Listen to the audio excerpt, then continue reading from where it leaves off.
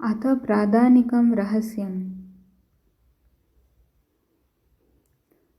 ओम सप्तशती के इन तीनों रहस्यों के नारायण ऋषि, अनुष्टुप चंद तथा महाकाली, महालक्ष्मी एवं महासरस्वती देवता है। शास्त्रोक्त फल की प्राप्ति के लिए जब में इनका विनियोग होता है। राजा बोले, भगवान, आपने चंडिका के अवतारों की कथा मुझसे कही। ब्रह्मन, अब इन अवतारों की प्रधान प्रकृति का निरूपण कीजिए। द्विजश्रेष्ठ, मैं आपके चरणों में पड़ा हूँ। मुझे देवी के जिस स्वरूप की और जिस विधि से आराधना करनी है वह सब यथार्थ रूप से बतलाइए। ऋषि कहते हैं, राजन, यह रहस्य परम गोपनीय है। इसे किसी से कहने योग्य नहीं बतलाया गया है, किंतु तुम मेरे भक्त हो, इसीलिए तुमसे न कहने योग्य मेरे पास कुछ भी नहीं है। त्रिगुणमयी परमेश्वरी महालक्ष्मी ही सबका आदि कारण है।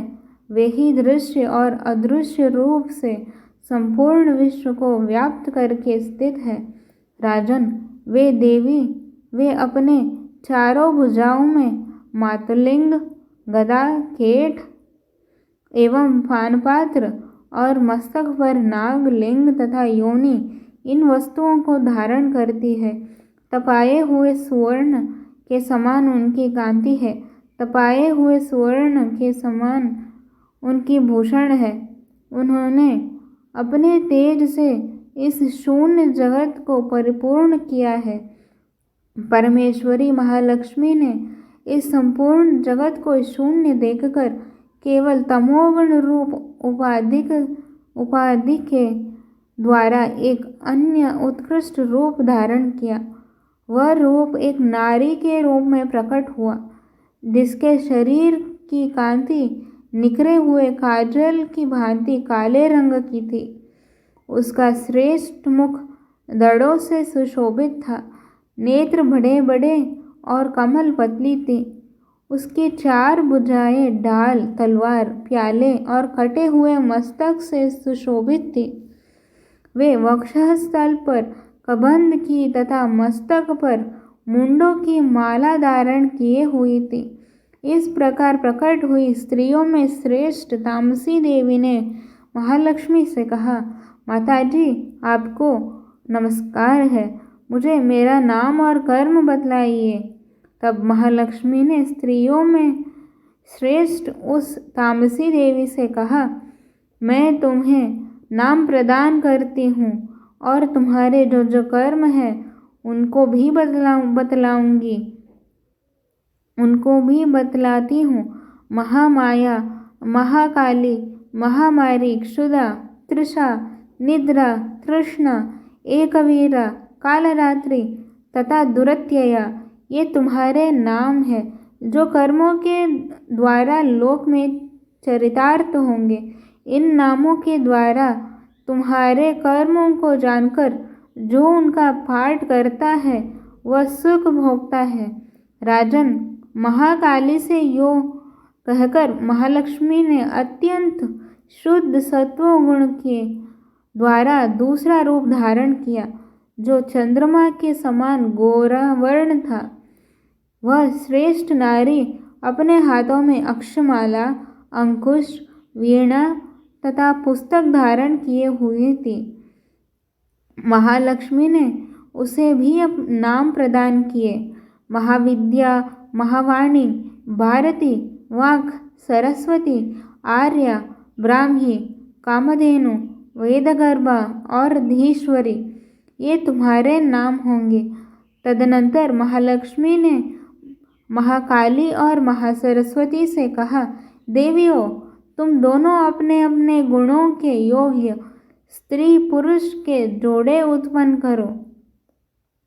उन दोनों से योग कहकर महालक्ष्मी ने पहले स्वयं ही स्त्री पुरुष का एक जोड़ा उत्पन्न किया। वे दोनों हिरण्यगर्भ, सुंदर तथा कमल के आसन पर विराजमान थे। उनमें से एक स्त्री थी और दूसरा पुरुष। तत्पश्चात माता महालक्ष्मी ने पुरुष को कहा, ब्रह्मन, विदय, विरिंच तथा धाता इस प्रकार संबोधित किए और स्त्री को श्री, पद्मा, कमला, लक्ष्मी इत्यादि नामों से पुकारा। इसके बाद महाकाली और महासरस्वती ने भी एक एक जोड़ा उत्पन्न किया।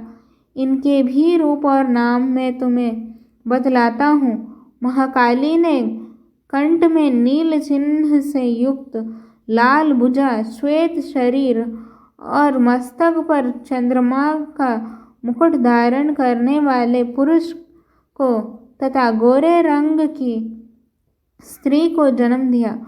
वह पुरुष रुद्र, शंकर, स्थाणु, कपर्दी और त्रिलोचन के नाम से प्रसिद्ध हुआ तथा स्त्री के त्रयी, विद्या, कामधेनु, भाषा, अक्षरा और स्वरा ये नाम हुए।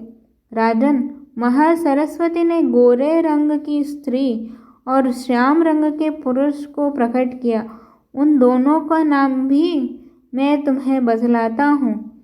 उनमें पुरुष के नाम विष्णु, कृष्ण, ऋषिकेश, वासुदेव और जनार्दन हुए तथा स्त्री उमा, गौरी, सती, चंडी, सुंदरी, सुभगा और शिवा इन नामों से प्रसिद्ध हुई। इस प्रकार 3 युवतियां ही तत्काल पुरुष रूप को प्राप्त हुई। इस बात को ज्ञान नेत्र वाले लोग ही समझ सकते हैं।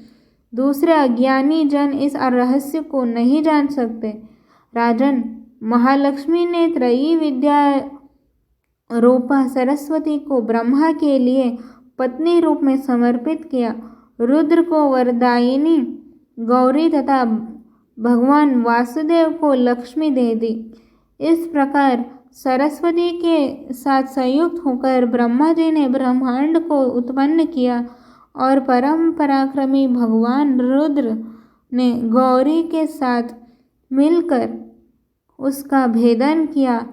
राजन, उस ब्रह्मांड में प्रधान आदि कार्य समूह पंच महाभूतात्मक समस्त स्थावर जंगम रूप जगत की उत्पत्ति हुई। फिर लक्ष्मी के साथ भगवान विष्णु ने उस जगत का पालन पोषण किया और प्रलय काल में गौरी के साथ महेश्वर ने उस संपूर्ण जगत का संहार किया। महाराज, महालक्ष्मी ही सर्व सत्वमयी तथा सब सत्वों की अधीश्वरी है। वे ही निराकार और साकार रूप में रहकर नाना प्रकार के नाम धारण करती है।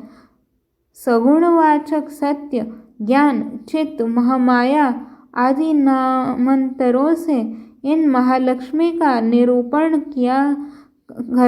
करना चाहिए। केवल एक नाम महालक्ष्मी मात्र से अथवा अन्य प्रत्यक्ष आदि प्रमाण से उनका वर्णन नहीं हो सकता।